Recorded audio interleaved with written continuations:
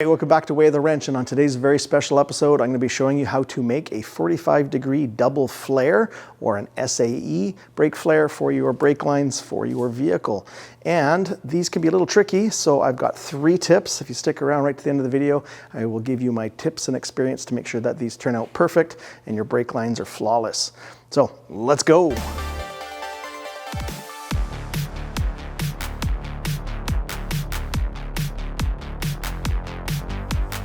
All right, so first up, today's video is not how to find the leak and remove your brake line and how to bend it all up, etc. It is just how to do a double flare, so I can keep this video nice and short.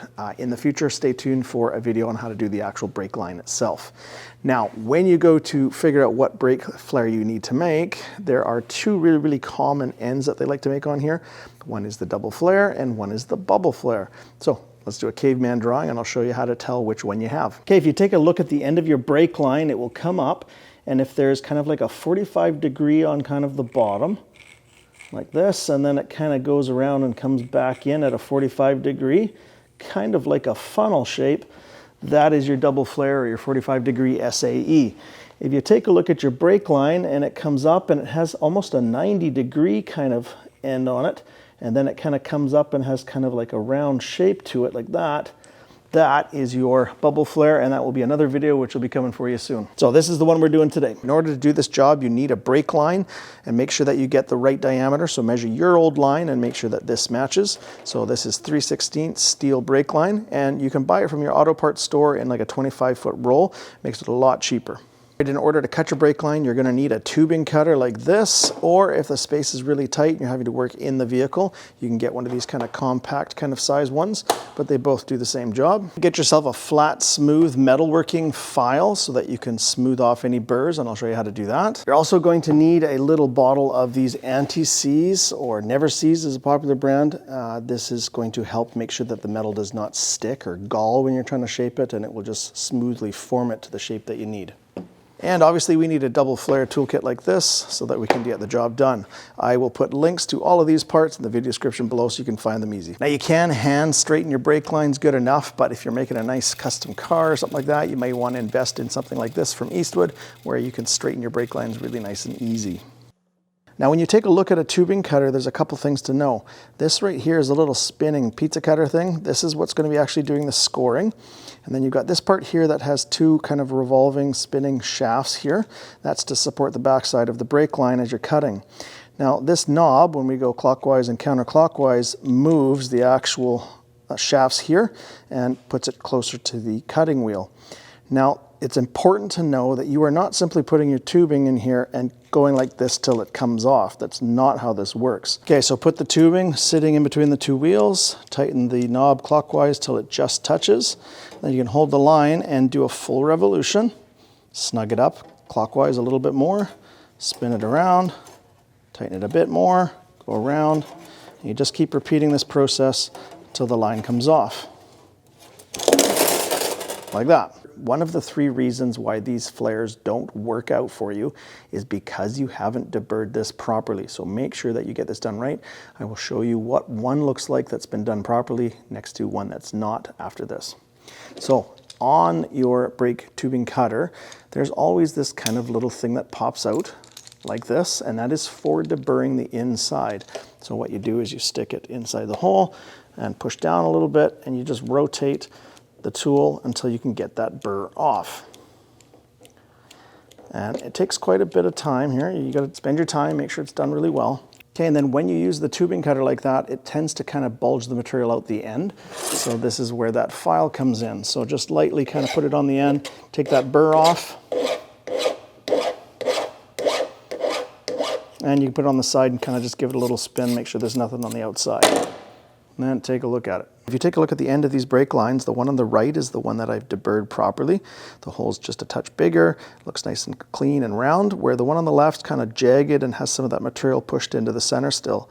And now when you go to try to make that brake flare with that burr, you're going to get a misshape on the end of the flare, and it's probably not going to work for you. So make sure it looks like the one on the right before you start. Now once you've deburred the end and you're ready to make a flare, always remember to put your actual fitting on first in the right direction before you do the flare. Otherwise, if you go ahead and make your flare first, you're going to find that, uh-oh, that does not go on, and you're going to have to cut that off and redo it. So make sure you put this on first. Okay, now when you open up these brake kits, in the top here is going to be the instructions how to do it. However, they are missing my tips, so just keep that in mind. The first tool we need is this part here, so grab this, and while we're at it, we're going to grab the handle here. Now for this video, I'm going to be putting this tool in a vise, and if you have one, I highly recommend you do that, but you don't need a vise to do this. You can just put this on the table and work with it. So put it in the vise, then take a look for the proper size adapter that matches your brake line diameter. In this case, it's 3/16. Once you loosen these wing nuts, you can put your tubing into whatever hole is marked for the size diameter of your brake line. So this is 3/16, so we're using this one. So put it in, and then you can snug these up. Now just snug them up because we actually have to adjust the length of the tubing sticking out here. Now you have to adjust the brake line so that it's sticking out from the top of this surface to the first step on that adapter. So make sure that it lines up like that, and then go ahead and start tightening these wing nuts. Now in the kit it says to firmly tighten these wing nuts by hand. However, I'll let you know right now this is the #1 cause for misshaped flares because it's not tight enough, and when you go to shape or form the end of the tube, instead of it making the right shape, it just pushes the tube out of the holder and then it doesn't work. So my #2 tip for you guys is once you've snugged it up and it's got the right height with that adapter, you're going to grab the handle that's in the kit and you're going to put in some additional tightness, not a ton, just a little bit more, so that that does not slip through. And don't go crazy hard with it, otherwise you will break the bolt on the kit and have to buy another one. Okay, and my #3 tip is you're going to get yourself some anti-seize, the stuff that you put on bolts and fasteners. And what you're going to do is on this little adapter piece where that sticks out, you're going to put just a little bit of this on there, and that is going to help the metal actually move rather than gall and stick and misshape when you go to form it. So there's your #3 tip.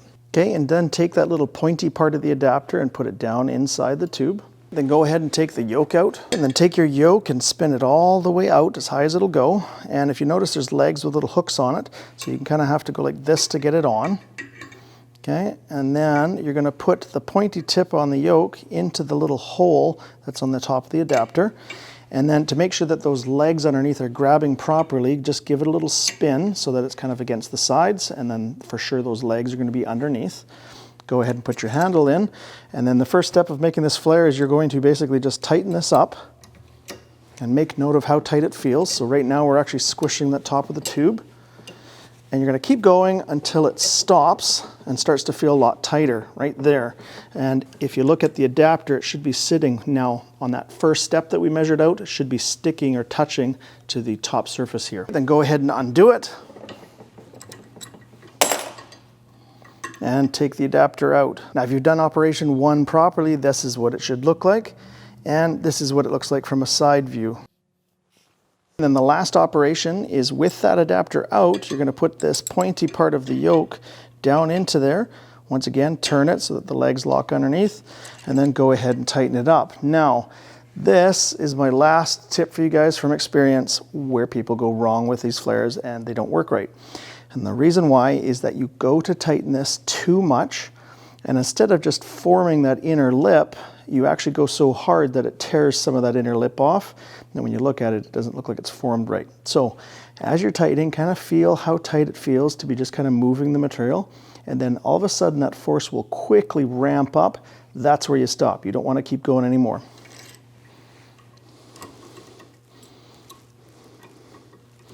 Okay, so it's just starting to touch there. Start tightening it and kind of get a feel for how tight that is. And right there, it starts to feel like it's going really, really hard. So we're going to back off.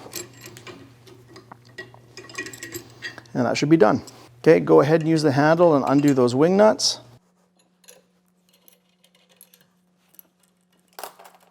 Undo those wing nuts, and then take out your tube.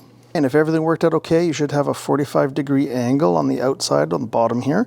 And when you look down inside, there should be kind of a matching parallel 45-degree that goes down inside. Or from a side view, so that you understand what it's supposed to be looking like, you're taking these upper edges and folding it kind of parallel with this. So kind of like bending it down like this, and bending it down like that. And once you've got your brake lines all done and put it back into the car and you've bled all the brake lines out, and if you're not sure how to do that, I will post a link to a video for you to do that. Do not forget to test that these are not leaking. So what you're going to do is turn the car on, so you got power brakes, and you're going to push the brakes really, really hard and have somebody underneath check both ends of these brake lines to make sure they are not leaking. All right, that's a wrap in another video from Way of the Wrench, this time on how to do a double flare for your brake lines on your vehicle. If you have any questions or concerns, put it down in the comment section below and I'll get back to you as soon as possible. And if you haven't already, why don't you join us on Instagram? That way you can see what's going on in the shop in between videos. Till next time, take it easy.